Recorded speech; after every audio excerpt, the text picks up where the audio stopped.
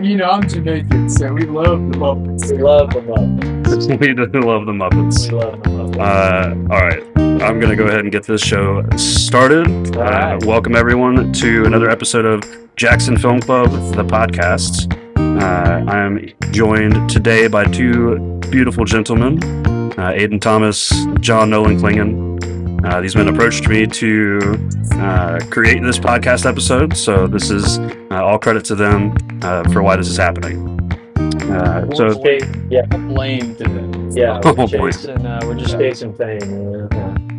Well, to get things started, guys, just kind of introduce yourselves and tell people who you are. Aiden, you want to go first? Yeah, I go first. I'm Aiden. Should I address the camera? I feel look at the camera. okay. I am Aiden Thomas. Or look at me. I'm Aiden Thomas. There's not much else to say. I'm just a Muppet lover. Grew up with the Muppet movies, specifically like the era that was like Muppet Treasure Island, Muppet from Outer Space.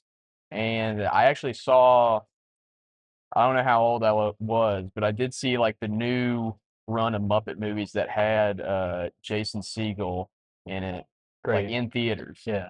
So, I did too. yeah, Yeah. that's Well, pretty good. Yeah. Go ahead. Sorry. Man, I spoke my piece. Okay.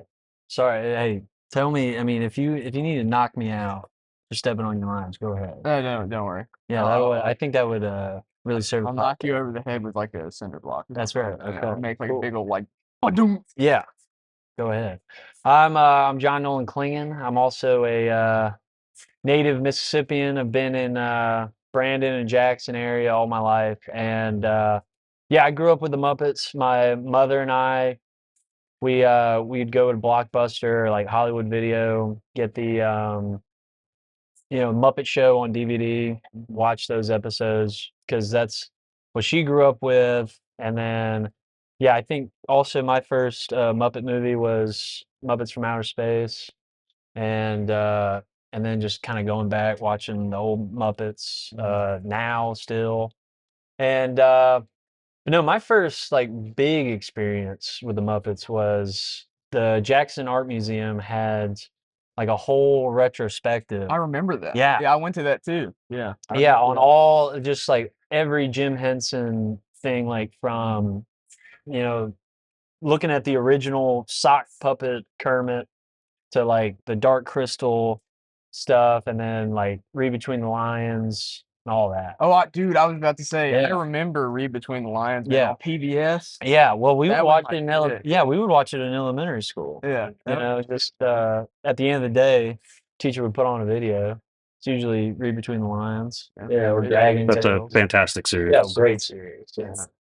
Oh yeah. Before we move on to the next thing, what do you guys do for your occupation? I'm an aircraft mechanic. Yeah. Shout out the 172nd. Thank you for your service. Oh, stop it. Thank you for your service.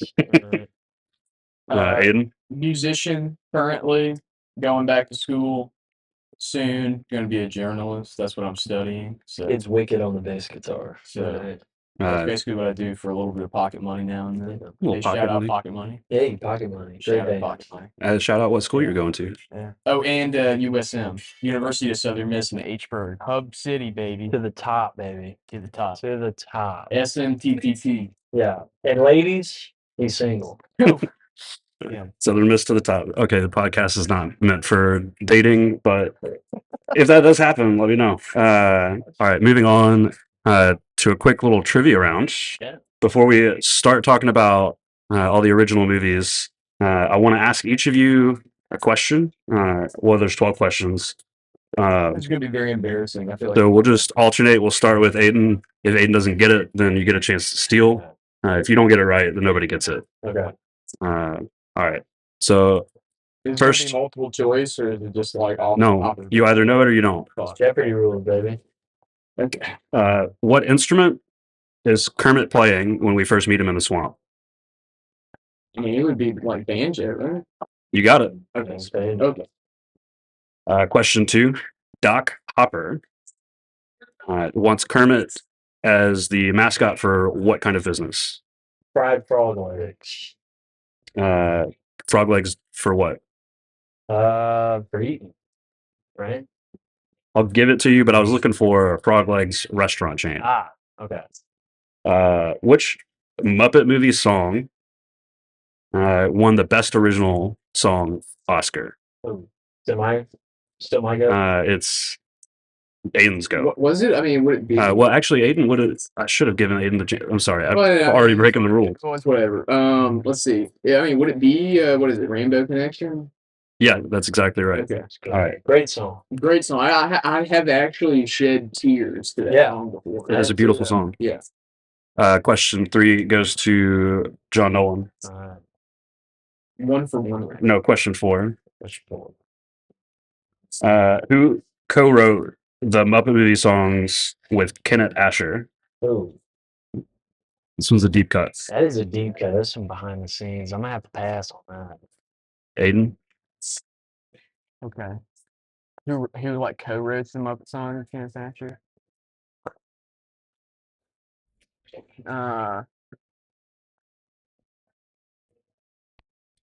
Can you give me a hint? Are we allowed to like do a lifeline? Like do a hint? I'll give you one phone a friend if you have somebody that you can call right now. Okay. Wait, no, let's not do that. You are also in the lead. Well, for some reason, I'm just thinking. I don't know why I'm thinking about this guy, but I'm thinking about what is it? Bernie Taupin, the guy that co-wrote a bunch of like songs with Elton John. That's crazy that you know that. But it's like I don't think that is that the guy? I don't think it is. Is that your answer? Yes, that's my. That's incorrect. Can I steal it one more time? Because now I think I know it. Okay. Is it Paul Williams? It is Paul Williams. I'll give that to you. What's the score? Is that 2-1? 2-1. 2-2, I think, right? What? Oh, it is 2-2. Yeah, it's 2-2. Great. This is going to end tied. I can see it already. Uh, Number 5 goes to you, right? You're odd. And the Great Muppet Caper, Kermit and Fozzie play what relation to each other? Great Muppet Caper. The Great Muppet Caper. Shit, I think you know this one. I can't remember. Kermit and Fozzie are what to each other? Come on in. You know this, man. I don't know. I'm gonna pass. You're gonna pass? Oh, No, it's probably really. they're twins. They're identical twins. Because Fozzie was wearing a hat. That's how you couldn't tell them apart. But yeah, they're identical twins. Yeah. I can't believe I didn't think of that. That was so obvious too. Yeah. That's okay. And bears wear hats. Do you know that too? All right. Name the London hotel where the Muppets stay in the Great Muppet Caper. I have, I will say I have the advantage because I did watch. I think Saturday I watched the Great Muppet Caper. Well, I mean, it's, that you're gonna. I pass, man. I don't know. Okay. Well, it's not the Sadness Hotel because I'd love to see what that looks like. It is the Happiness Hotel. All right. That's another point for John Nolan. Okay, he's in the lead now. He is in the lead. Question 7. What jewel do the thieves steal in the Caper's finale? Like a big ass diamond or something. Okay, I'm looking for the name of the diamond. Oh, is it what? Is it like the? Is it like an actual like real diamond that exists in the world? I don't think so. Oh, okay. Because like, Oh, it's not the Hope Diamond. no. That's what you're. Well, It's that's kind of my a answer. joke. I don't know the specific name of it, but just like Okay. big ass. I do. Yeah, somebody just watched the Great Muppet Caper. It's old America's pastime, baseball diamond. Yeah, another point for John Nolan. Get it? Waka waka. Right. Waka waka. Waka waka. All right, in Manhattan, Kermit's musical finally appears on Broadway under what title? I'll give that to you, Aiden. No. Yeah. Is it the Muppet Show? That is incorrect. Okay.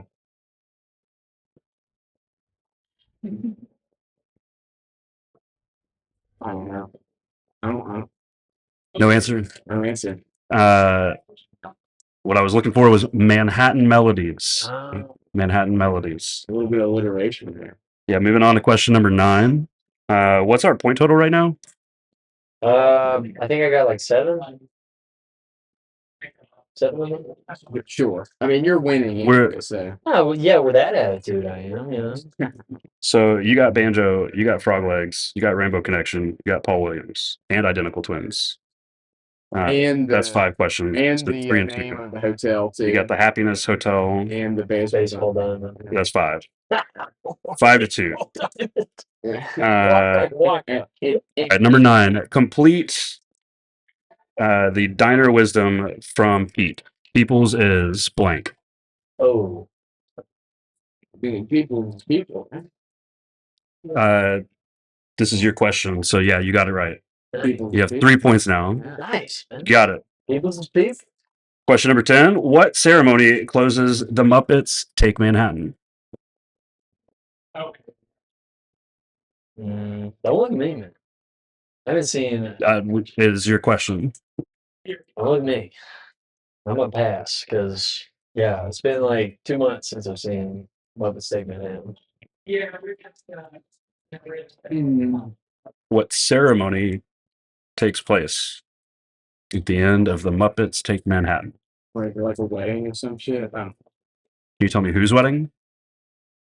I think it's easy. Oh, is it Kermit and Miss Piggy? Yeah, Okay. I'll give that to you. Hey, Okay. there you go. See, you're coming back, man. You're coming back. Also, you see, understand, like, all of this is, like, just buried somewhere in my subconscious, and I'm, like, really trying to, like, you know, Digging it out, man. dig it out. You're digging it out. But time, it's time, it's all faded. And Question 11. This one goes back to you, Aiden. Which Muppet narrates The Christmas Carol by Charles Dickens? fuck, I should know this. God, I should know this. I do. Oh, it's isn't it? Wait, because it's like, I thought it was like Gonzo and them who like are like aren't they Gonzo the and them. narrators? Gonzo and them. Is that your final answer? Is it Gonzo? Yes, it's Gonzo. Okay. And then, is there anybody with Gonzo? Is it also Rizzo? Yes. Okay. Yeah, you got it exactly right. 4, 5? 4 you to up to 5. Okay. He's coming back. Yeah. The kid's coming back. Final question for John Nolan. So if he gets this, he wins. If he doesn't get it, you have a chance to tie. I do have a tiebreaker question. Okay. Who plays Scrooge in the Muppet Christmas Carol? Oh, I believe that. that's easy. I believe that's Michael Caine. Nah, yeah, that was easy. That one was an easy one. That's easy. Too easy. So for the tiebreaker, Tim Curry's Long John Silver performs which villain anthem in Muppet Treasure Island? Like, what's the big song where he performs? Shit. Oh, you win. No, I should know this one, but I don't. It's like the name of the song. Mhm. Oh God, I can't remember. I pass. The pirate slices for me? Close. Okay. I was looking for a professional pirate. Well, It is a fantastic musical number. it is. Yeah. I remember the musical number from the beginning, though. Yeah. That one goes really hard. Yeah. Yeah. Well, it's Hans Zimmer on the score. Oh, Is that right? yeah, Yeah. that makes sense. Yeah. The Muppet Treasure Island soundtrack is pretty good. Yeah. Because that's like the first. Isn't it the first time that it's like it's not Paul Williams? I think so. Because shout out Paul Williams. Because my best memory of Paul Williams on the Muppet Show is when he hosted. And of course, you know, they did it's just an old fashioned love song. But then when they did Muppet News, the anchor's like, there was a farmer out in Kansas who had a strange phone call. We have the farmer right now. And it's Paul Williams. He's got like his overalls on. And he's like, yeah, you know, somebody called me. And I answered. And nobody was on the line. It's the damnedest thing. And then cut. That helped develop my sense of humor. It's classic Muppets dry. Oh, yeah. Before we Deal. dive into so the trivia game is kind of an outline for what we're going to talk about, which is the original Muppet movies. Mhm. So I know in the like original movie, uh, one of the early shots that you see in the movie is Kermit riding a bicycle, and that's one of those moments that I think for a lot of audiences was just like, how did they do that? Technically, very impressive. Yeah. Are there any other standout moments That was like an from RC. any Muppets? Yeah, that was like an you could think of? RC, like bike, right? Like an RC thing. Yeah, I think it was remote control. Yeah. So when it comes to, are we like? Because I do have something that I do think is really impressive, but it's from Dark Crystal. Is that like technically part of? Can we keep it? I mean, it's a Jim. It's a Yeah, Henson, we'll right? say there's no Muppets without Jim Okay, Henson. it's like this one specific scene from Dark Crystal where who's like the bad guy? I forget his name. He's one of the sketch. I can't remember. Yeah, whatever. Well, it's like this scene where he's like in a corner, like backed up, and it's like full body. And you can like see, head to toe. And he's like backed up in a corner, just moving around and stuff like that, and it's like I don't know. I can't. You'd have to watch the scene to kind of like get like how technically impressive it is, but just like the amount of artistry that goes into just like puppetry and that kind of thing, it always like blows me away. Just like how did they get it to move in that specific way without like any obvious like help? Yeah, Yeah. it's like theater, but also movies. Yeah, because Jim Henson? Wasn't he like inspired by like the Japanese kind of art, like with like kabuki and their own kind of ways they do puppetry? I'd imagine so, yeah. Does knowing the mechanics of how the puppetry works like make it better for you, or does it take some of the magic out of it? I mean, definitely like watching the documentaries of them, like, in their little holes. Right. And like, I mean, but I think it really shows just the ingenuity Right. of Jim Henson and Frank Oz. Because, I mean, you can't talk about Jim Henson without Frank Oz. Right.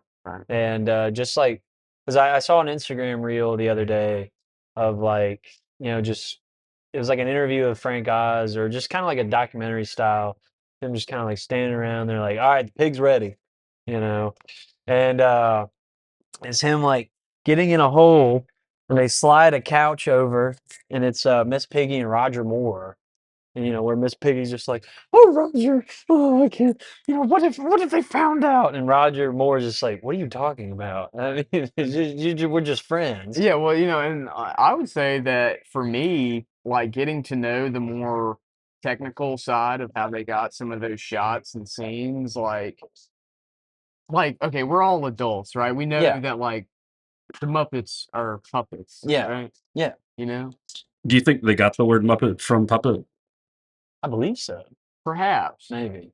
Perhaps. But it's this kind of thing where it's like when you see the behind the scenes stuff, it adds to my personal appreciation of it all because it's just like a lot of work and craftsmanship went into Yeah. just like making these Muppet movies. Yeah, and it's like going back to that just looking in that glass case of the art museum of just like, that green sock with two ping pong balls glued to it, and then into like just I want to say like the scene in El Sleazo on in the Muppet movies when Fozzie and Kermit are on the stage and they're like basically full body dance. I mean, as an adult, that it's probably Jim Henson and Frank Oz in green morph suits on a green screen, doing all that. But just that probably blew people's mind back in 1978. And then, and just going back to like those original coffee, what is it, Williams coffee commercials? Yeah. Yeah, and just going from that to watching like even the new Sabrina Carpenter Muppet special, which hopefully Disney, come on, let's keep it going. Let's keep that going. But yeah, there's a real artistry in puppetry, and it's like puppetry is one of those things where it's like kind of like, I guess like juvenile maybe, but I mean if you watch like a movie like Dark Crystal or even like another Frank Oz movie like Little Shop of Horrors, where they have like the Oh, that was Frank Oz? Yeah. I didn't know. And he did the He puppetry. did Seymour, or not Seymour, Audrey too. Audrey too. Yeah. I mean, it's just like real technically impressive Yeah. that they were able to, achieve something like Yeah. that. And like knowing more about all the stuff that they did to, make it work like that, I think just adds to my Yeah. enjoyment. And adds to the magic, if Yeah. anything, rather than take away from the magic. Yeah. And they saved, and Frank Oz saved Empire Strikes Back, the best Star Wars movie, because famously, Yoda was, I think, like a monkey in a mask, and kept like taking the mask off and just ruining the shot. So they called Jim Henson and Frank Oz, and then you got Yoda, Yeah. which is just Miss Piggy's voice, just deeper, which is funny. That's as a Muppet fan and a Star Wars fan, it kind of ruins Yoda for you because you're like, oh, that's just Miss Piggy with a deeper voice. I don't know that I thought about that. Yeah. But that does kind of ruin it for me. So to move on from ruining Star Wars, let's talk about the Muppet movie itself. This film came out in 1979. And I just want to know, like, what is this film? Like, is it a feature-length audition tape? Is it a hangout movie? Is it a road trip movie? I would say road trip movie. I'd say all three. For me, it would be road trip because, like, what's the most iconic song Yeah. from the Muppet movie? Yeah. Right? Yeah. Because it's What is that? yeah, moving right along the highways and byways because you're going my way. We'll do this thing together. Yeah. Oh yeah, and it's just like it just That's a bop. And that is yeah. a fucking bop. It is a And I bop. would say the Muppet movie is an invitation because because of course the Muppet Show came before the Muppet movie, Mhm. whereas like the people in the know knew about the Muppet Show and they're like, all right, cool, but then to a broader audience, it's like an invitation. Come hang out with us. Mhm. Come on this road trip, this journey Mhm. to Hollywood with us, because we've been in England the whole time because that's where the Muppet Show was shot. I didn't think I knew that. Yeah, so I see it more as an invitation to really see the Muppets and then see the star power we can pull. Yeah, on the big screen. On the big screen. It's like, hey, there's Madeline Kahn. Hey, there's Telly Savalas. There's that one lady I don't know, but that great gag. It's like, no, that's a myth. Yeah, well, she's my myth. No, a myth. Yeah, so yeah, it's an invitation. And then I think the subsequent movies are just like, all right, It's you're just here. adding, it's just Yeah, adding to you're still here. Yeah. So let's give you another story. But it's going to be a musical. Right. I mean, they're all musicals. Yeah. So I hope you like musicals. And that's how I see I think that's a great answer. it. Yeah, thank you. Talk to me about Doc Hopper. Like, his whole villain arc is going after Kermit because he wants Kermit to be the mascot for his frog leg restaurant chain. Mm-hmm. Is that is how they treated that too dark, or did it set the tone for how villains are portrayed in Muppet I think movies? it's realistic is what it is. Yeah. And like John, like we were kind of talking about this a little bit before we started, but I mean it is kind of just like a story where it's like you have to refuse to sell out your artistic integrity Yeah. in a way. Yeah. Because I see Doc Hopper as not really a villain because, well, yeah, I mean, he is a villain, but I guess where I'm getting at is he's more of a metaphor for, selling out, where's your test of your integrity. Because what does Kermit say or tell him at the billboard? It's like, I'm not going to stand on the heap of frogs and crutches when you lop their legs off. And Austin Pendleton is just like, crutches? I didn't sign up for this, And then, Austin, and then you look at Austin Pendleton. He's kind of like the audience, where it's just like, or maybe that, the good in the world that like, yeah, you might be working for like the bad guy and you don't know it, but then you finally get confronted with that integrity, Right. with that, you know, and just he's like, all right, I didn't sign up for this. Yeah. So, yeah. And like a lot of Muppet movie villains are kind of it's a recurring theme, especially like in the modern Muppet movie with Jason Segel is like, the whole like, conflict is that they're gonna tear down the original Muppet studio because there's like oil or some shit beneath it. And, all the Muppet stars are like kind of has been, all dispersed throughout the land. And Well, I think Gonzo, he did pretty well for himself. He yeah, was he like did. a plumbing magnate. Yeah, So you know what? Hey, he but the thing is that once he he was became that prince of plumbing. well, I mean, once he was Like from confronted Like from the very first movie. from the very first, well, I yeah. mean, Yeah, so I haven't. when they were getting the gang all back together, though, I mean, when he was confronted, like, is he really happy being a plumbing magnate? Probably not, because he was so eager, just like, all right, boys, it's over. Yeah, You know, yeah, he blew up his own factory. because I mean, that's really what it's all about. Is I think like Muppets as a franchise. I mean, you can like commodify it and like it have it be like this whole media thing and like sell a bunch of toys and books and all sorts of shit, whatever. Yeah, But I mean, Jim Henson was like a real artist. he was. Yeah. Yeah. Have you seen his like short film that he did before the Muppets? I'm not Pretty. sure.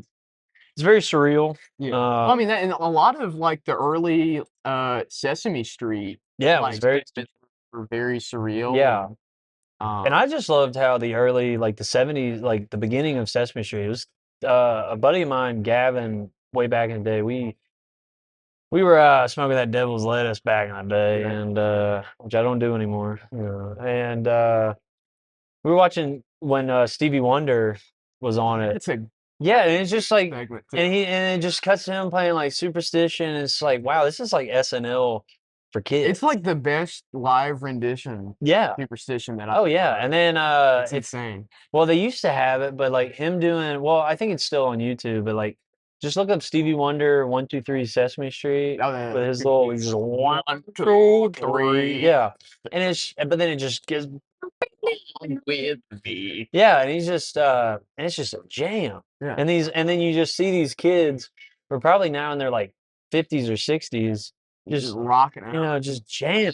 Yeah, there's that one kid hanging off the railing. He's just jamming. But like, to me, so much of Jim Henson's like, Muppet verse, whatever you might call it, his body of work is very uh he strikes me as someone who like really cared about his craft, Yeah. you know? Yeah, he was an artist. Like he wasn't bullshit, No. when he was doing like Muppet. It's like easy to write off Muppets as just being like, kind of like kitschy, like, shit for like kids. Yeah. But it's like it doesn't have to be that. No. Yeah, you can like, put some real work and artistry into like producing something that is going to be consumed primarily by children. Yeah. Well, and it's also like the Henson kind of team. Like nowadays, like yeah, if you go watch the Sabrina Carpenter Muppet Show special, like there's some adult jokes because they also know that like us kids or like our parents that showed us the Muppets, Yeah. like we're grown up now. We can hear some we can get some adult jokes in there. Yeah. Yeah. Keeping it for children. It's like it's like that cliche. It's just like, oh, we didn't get that joke when we were kids, but Right. we get it now, you Yeah. know. And Yeah. like I think he was a master at that. Kind of like, producing something that is really, for kids, but Yeah. something that, the adults in the audience Yeah, can it's for enjoy. cool parents. Yeah, enjoy it well. Because my mom's really cool. Hey, Yeah. shout out Jenny Klingon, I love you. Yeah, shout out Marjorie Thomas too. Yeah. Those Muppet DVDs. Oh yeah, yeah. Is liking the Muppets a green flag? Yes. Oh yes, 100%. 100%. Like, who doesn't like the Muppets? Yeah. You have to be a real sorry ass bastard not to like the Muppets. Don't tell that to my girlfriend. She doesn't like the Muppets. She just doesn't care. Well, okay, that's But another. nothing against. Hey, nothing against you. Well, okay, I would say that like actively disliking the Muppets is Yeah. worse Now. than just being Yeah. I would. Yeah. the Muppets. Yeah. You're just. Well, you're just a misanthrope at that. Yeah, I mean, you're just a hateful person. Yeah. And like, I don't want to associate with somebody who doesn't fuck with the Muppets. Yeah. Yeah. All right, let's move on from the original Muppet movie to The Great Muppet Caper, Okay. which is the movie that made me ask the question, does the plot even matter in a Muppet movie? I think it does. I think the plot really helps the movie, and then it kind of, as rewatching these movies recently, like it shows like where you kind of see like, okay, this movie is the star vehicle for this. Like the original Muppet movie, like that's it's basically the Kermit and Fozzie show, Right. basically. Yeah. And then, but then when you get into Muppet Caper, I'd say that's more of a star vehicle for Miss Piggy because she really gets a big focus. Yeah. And then her and they say a lot like, or they say a lot about how like Tim Curry, and we'll probably talk about this later, but it's like how like Tim Curry and Miss Piggy had like a thing, and Tim Curry famously is like, oh, once you've had pork, you never go back.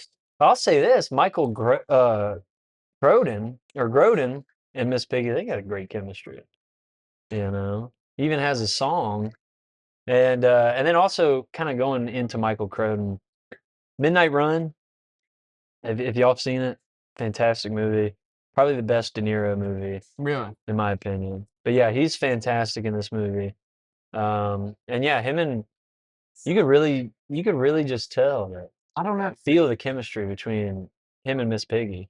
Uh, I might have to disagree. Really? Like, I don't know if plot for a Muppet movie really does matter. I Okay. mean, of course, if you're gonna have like a major, motion picture, you got to have like a through line, something that connects all the things together. But I really just like watching, old segments from the Muppet Show where they Yeah. just like, they have a skit and Yeah. it's like, they have like, musical guest or they'll have like fucking Mark Hamill or something like that Yeah. come on. Or like Florence Henderson. Yeah. Yeah. Just type of stuff like that. Cause it's like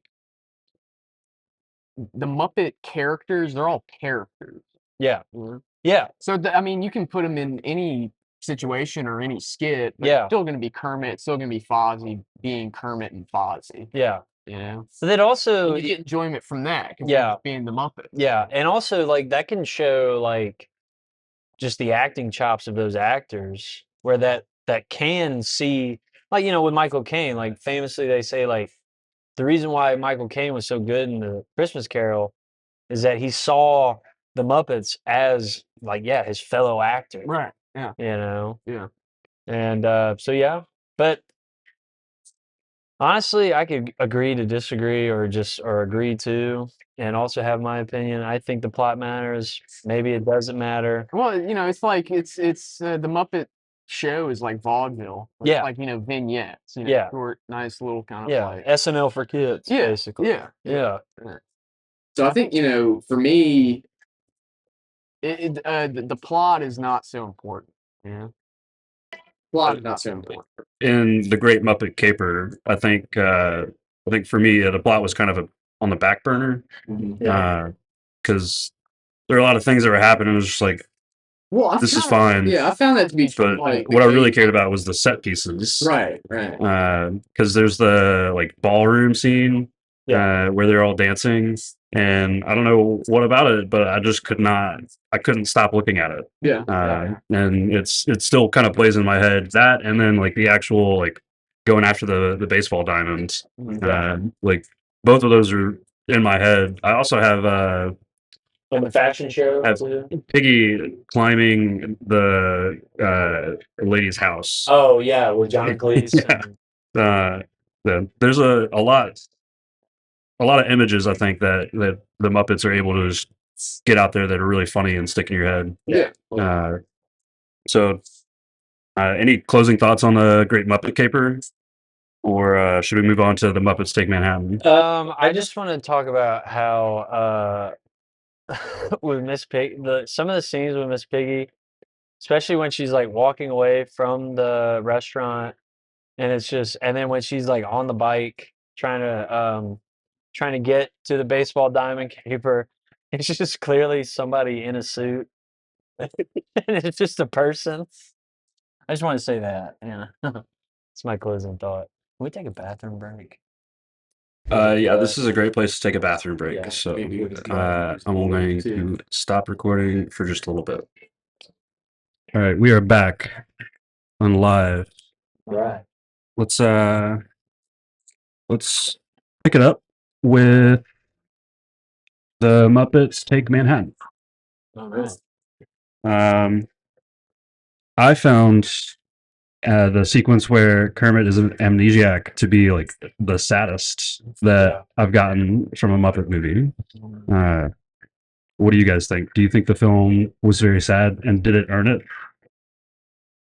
I'm gonna have to just kind of bow out on that. I haven't. I need to rewatch Mother of Manhattan to tell you the truth. But from what I do remember is with Piggy and Kermit in the train scene, that was pretty sad as well. Mhm. Okay. Yeah.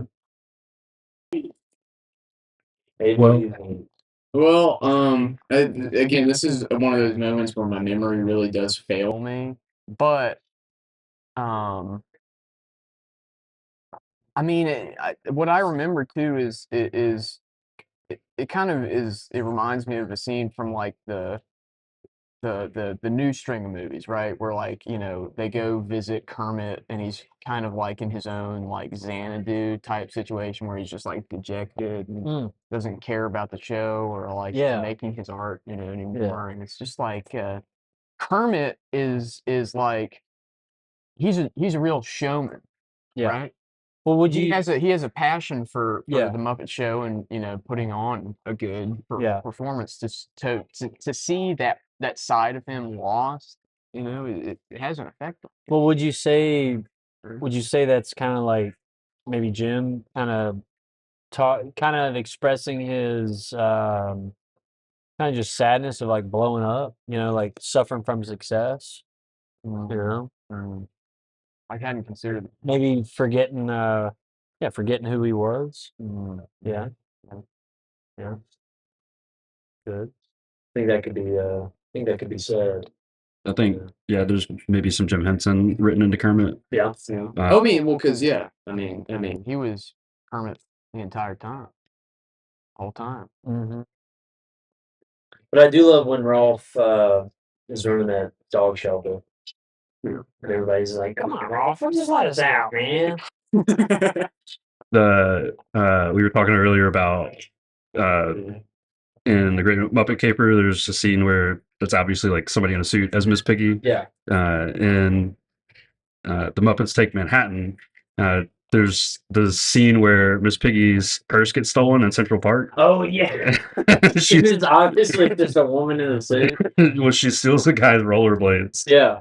So that she can catch up with him. That whole sequence just made me so happy. It was. But yeah, it was very obviously like a person wearing a Miss Piggy mask. It's pretty funny. We do that again. But it was also, going back to like the whole star vehicle in each movie. I think that was a good star vehicle for Rizzo, because that's really when because Great Muppet Caper, they were just bellboys, in the Happiness Hotel, and but you really get to see Rizzo show his acting chops. Shout out to Rizzo was one of my favorites. Yeah. He plays a pretty big role in Muppets from Outer Space. Yeah. Because he's kind of like the one with Gonzo, who's like, Gonzo, you gotta like figure out who you are. Yeah. And then also, you gotta find your family, bro. This is on you. This is a great YouTube watch, especially after you're on some organic substances like beer and some wacky tobacco. Look up Muppets Now, which was their like '90s kind of return to kind of the Muppet Show with skits and everything, but the Prince episode is I fantastic. didn't even know that Prince was. Oh yeah, really? Well, this was in the '90s, so he was artist formerly known as Prince. Oh right. And has a great opening, great cold open. Oh no, I have seen that. Yes. With when he's got that cold open with Bobo. Yeah. And he's like, can I get a name? He's like, oh, this ought to be fun. I'm the artist formerly known as Prince. He's like, oh, well, I'm the bear currently known as Not Amused. But then Rizzo's got a great scene where like where Prince is in the mess hall and it's Clarence and Rizzo. And I'm like, what are you doing, Prince? And he's like, oh, I'm just writing a song. He's like, really? It's like, yeah, I can write a song about anything. Oh yeah? Even about food? All right, he's like, yeah, even about food. And Rizzo's just like, oh, I bet you're gonna write something like, I wanna hold your ham. Or another one bites the crust. That kills me. That's a real knee slapper. Yeah, Rizzo's the best. He's like a fast talking New York type. Oh yeah. And I think we all and honestly, even being in Mississippi, I think we all know a Rizzo. No, it's just like a general type of person. Yeah, yeah. But we all know a Rizzo. Yeah. Like a And- really, he's kind of, you think he's shifty, but he's not going to do you. Well, he has a good heart. Yeah, he's not going to do you wrong. Yeah. He just seems a He's a little good heart. shifty. But then you realize, okay, oh, excuse me. He may be, oh, excuse me again. But you think, oh, he's a rat. He's not to be trusted. But he'll help you out. He'll help you out. Especially when there's food involved. Do you think Rizzo's role in the Muppets Take Manhattan was any inspiration to Ratatouille? I believe so. Hey, I never thought of that. And What about the wedding at the end of that movie? Do you think it was real or was it just part of the musical? I think it's canonically real because with the Muppet Show, like what the 2016 show where they because I think it was the producers of Modern Family where they were making it like a documentary, and I don't think they wanted to say divorce, but Separate. Kermit and Piggy were Like seeing separated. other people, Yeah. so I think it's canon. Yeah, I think it's canon. Their relationship is interesting, because Miss Piggy is like a strong, independent woman, and like Kermit. But she's in love with Kermit. Yeah, and Yeah. Kermit is in love with Miss Piggy too, but he just is too much of a workaholic to where it's like kind of an Yeah. imbalance in the relationship. Because that just shows that he really does see himself as the leader, but not in a bad way.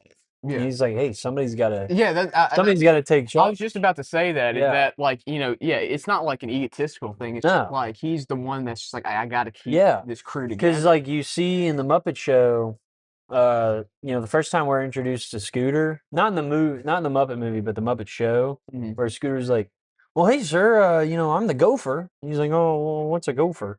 He's like, well, I go for coffee, go for food, all this. And Kermit could have just been like, oh, he could have been like, ooh, I have power. But he was like, oh, that shouldn't be necessary, just have fun, do your thing.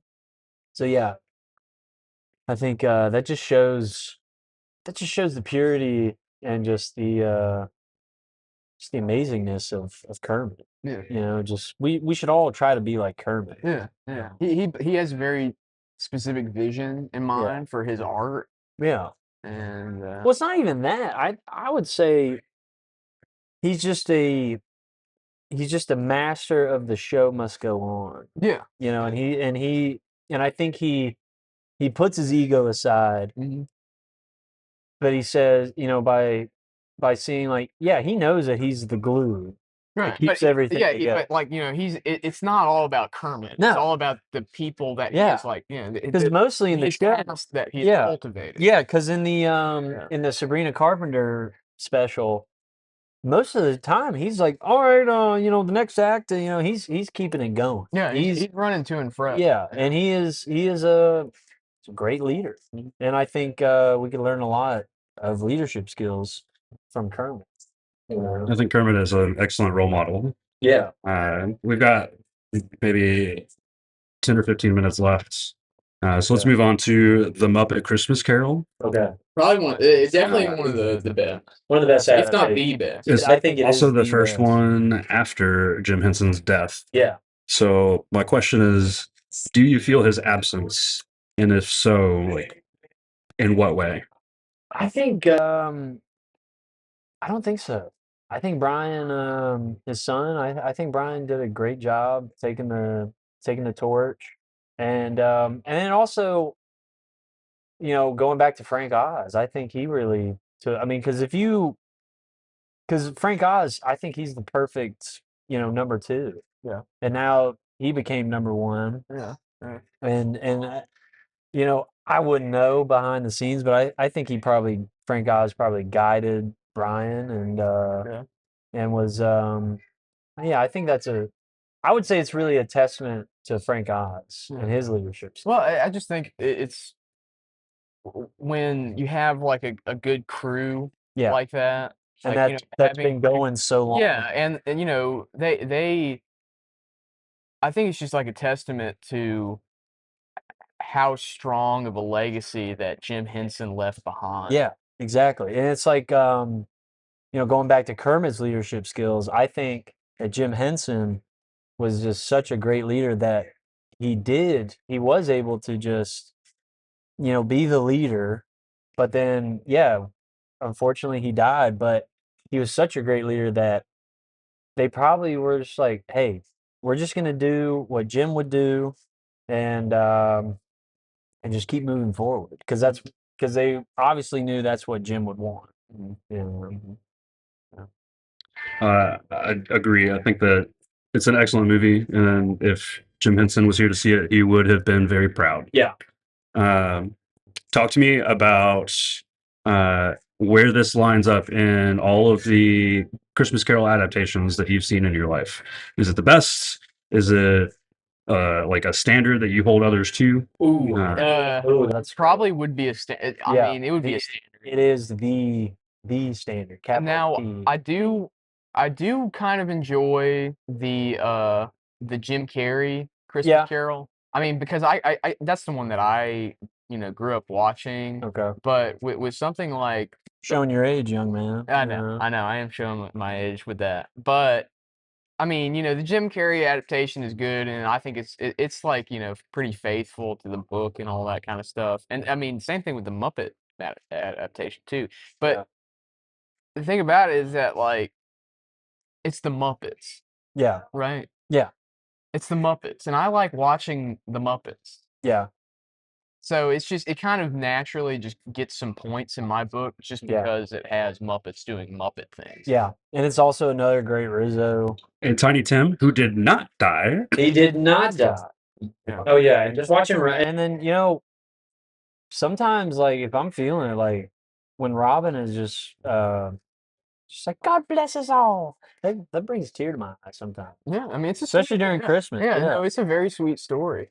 Yeah. Well, and it also just talking to the viewers of this, and wherever they are in faith, but it really does show the true spirit of Christmas. And I'll say I think it really captures what Dickens was trying to conjure up with the actual meaning of Christmas. Mhm. And I think hey, Merry Christmas in July.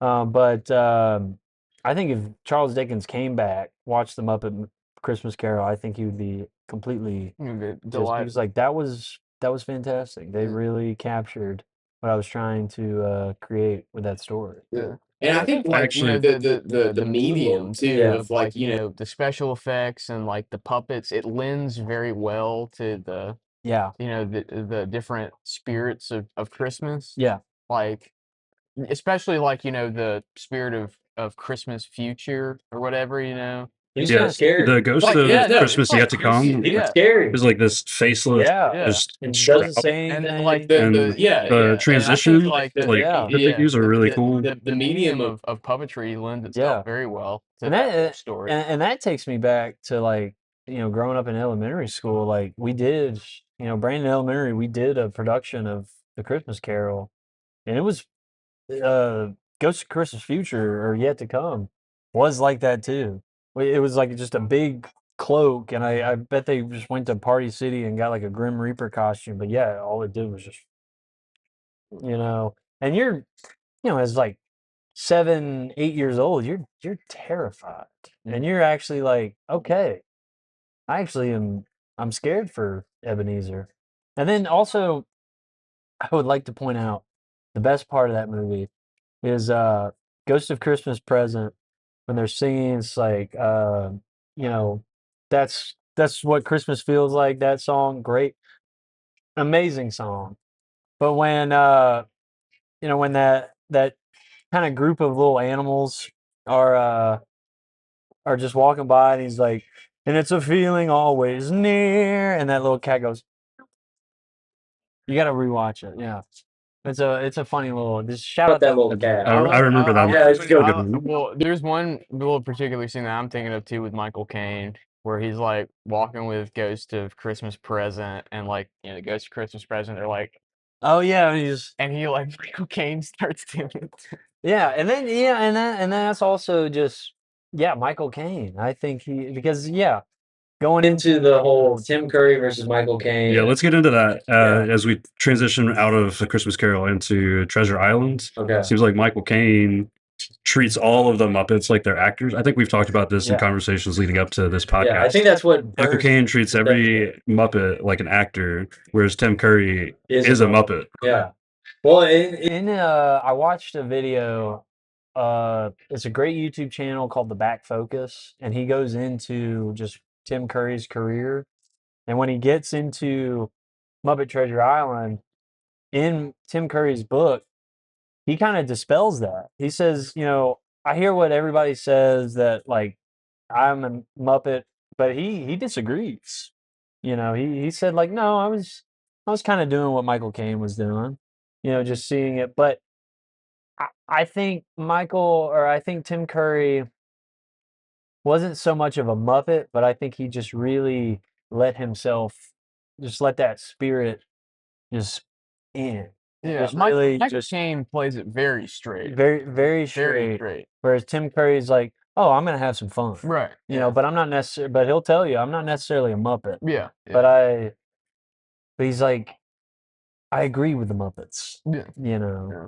Whereas Michael Caine's like, oh, these are my fellow actors. Mhm. This is the production I signed on to be, and this is just like any other movie I've ever done. Oh yeah, and just when Michael Caine's just screaming at them, he's like, well, how would you work? And you feel that, and that's what makes it the best Christmas Carol, in my opinion, the standard.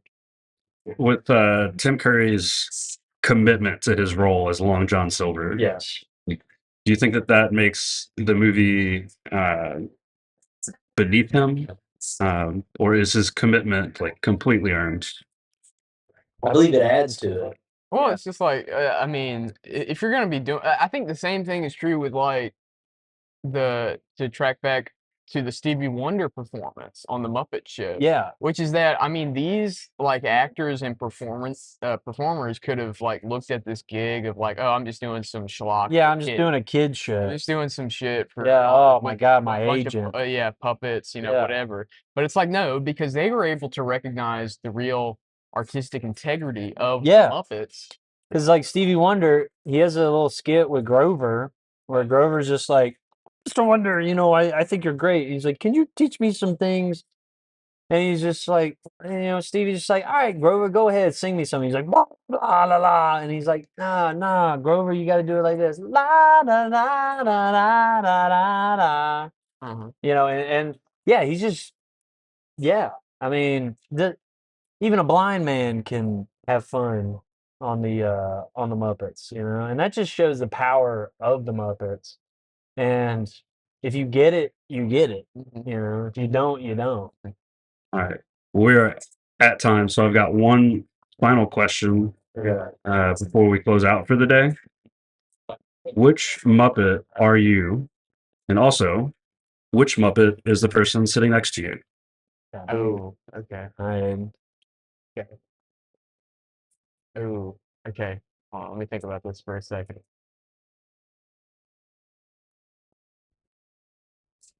I could probably say who John is. go for it.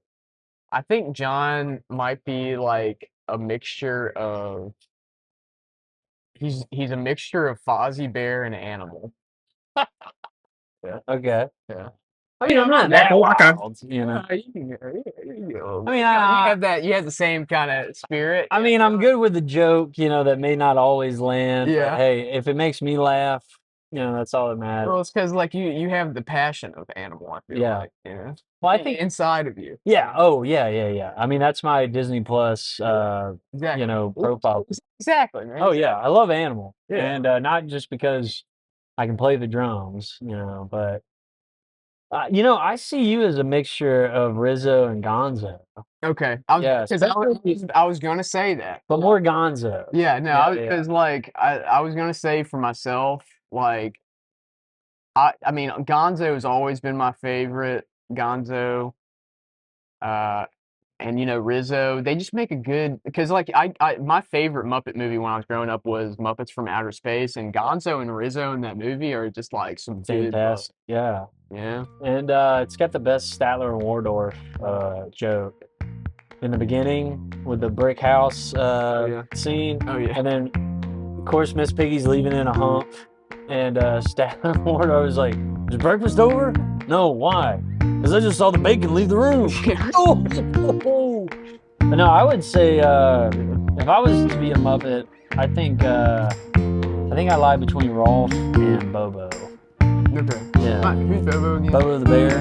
He's- Oh yeah. yeah. Because I don't. No, okay, yeah, no, yeah, I Yeah. can see that. Because I like to. Because I would love any role that I would really gravitate towards is like a bumbling henchman. Yeah. And in yeah, Muppets Outer Space, he's Oh, he's yeah. fantastic. Yeah. And then shout out Jeffrey Tambor in that movie. He's fantastic in Muppets Outer Space.